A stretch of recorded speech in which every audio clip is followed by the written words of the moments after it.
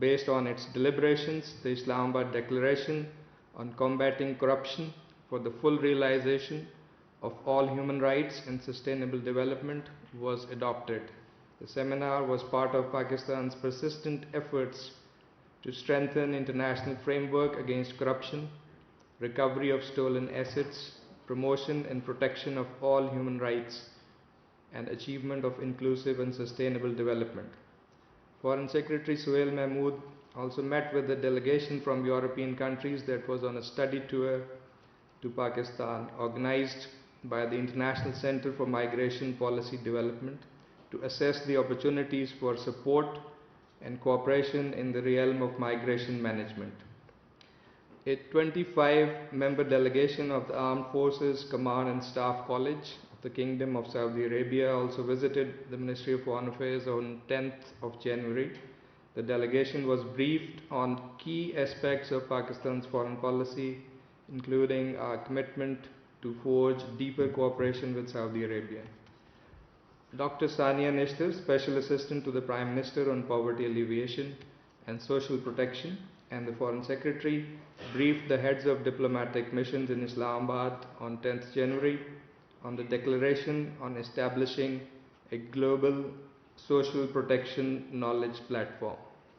The declaration is being steered by Pakistan in New York in collaboration with a group of friends on social protection. The Foreign Secretary also had a virtual meeting with Pakistan's ambassadors and consuls general and heads of camp offices in provincial capitals to review matters pertaining to the Prime Minister's Performance Delivery Unit, with a view to further enhancing efficiency and effectiveness of public service delivery and resolution of complaints. Gentlemen, on 5th January, the Kashmiris' Right to Self-Determination Day was observed. On this day, in 1949, the United Nations Commission for India and Pakistan, in its resolution, guaranteed the Kashmiri people their right to self-determination through a free and impartial plebiscite to be held under the auspices of the United Nations. In their messages marking the day, the President, the Prime Minister, and the Foreign Minister highlighted the grave human rights violations in Indian illegally occupied Jammu and Kashmir and urged the international community to ensure accountability for these crimes against humanity and to play their role in resolving the Jammu and Kashmir dispute in accordance with the UNSC resolutions and the wishes of the Kashmiri people.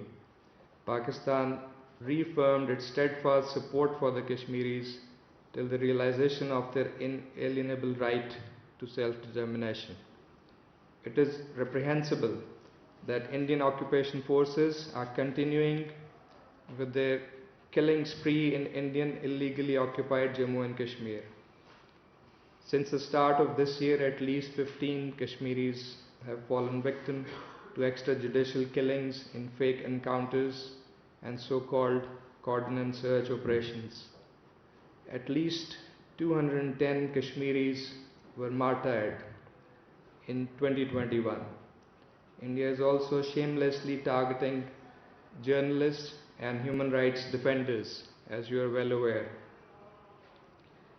We are also concerned, and we are continuing to alert the international community about India's track record and its efforts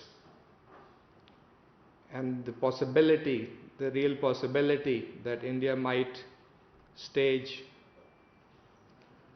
another false flag operation to complicate the situation. So we continue to alert our friends in the international community about this prospect.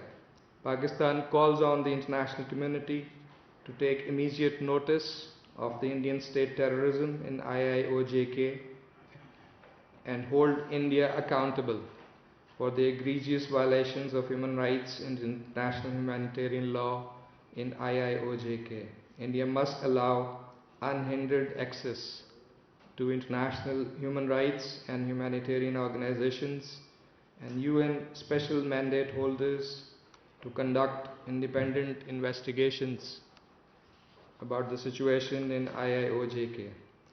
The despicable harassment and insult of Muslim women in India through purpose-built online application has been rightly and widely condemned.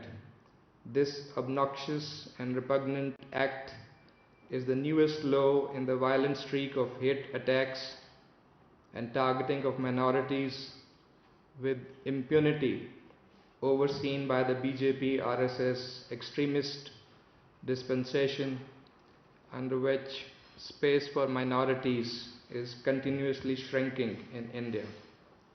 Deafening silence of the BJP leadership and absence of discernible action against Hindutva proponents openly calling for genocide of Muslims should send alarm bells across the international community. And as the Prime Minister said, it is high time they took note and act to stop this dangerous slide and ensure the safety, security and well-being of minorities in India. We continue to follow closely the situation in Afghanistan. Pakistan welcomes the launch by the United Nations of what has been termed the largest single country aid appeal ever for humanitarian assistance in Afghanistan.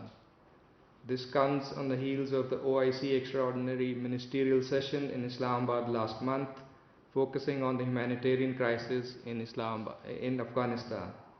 It goes without saying that urgent action is required to stave off a humanitarian disaster in Afghanistan. You would have seen our response to media queries on the P5 joint statement on preventing nuclear war and avoiding arms races. We believe it is a positive development. However, as noted in the statement itself, the realization of the objective of global disarmament will require a conducive security environment. This can only happen through cessation of destabilizing arms buildups and addressing asymmetries, settlement of disputes, and commitment to strategic stability rather than competition. I thank you and I'm ready to take your questions.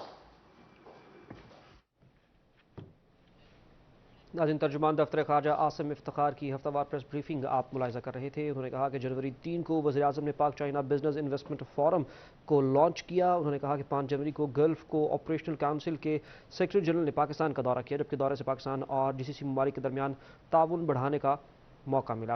उन्होंने कहा कि 25 रुकनी Saudi फौजी वफ़द ने भी 10 जनवरी को दफ्तर ख़ारजा का दौरा किया। न्यूज़ स्टूडियो से फिल वक्त इतना ही।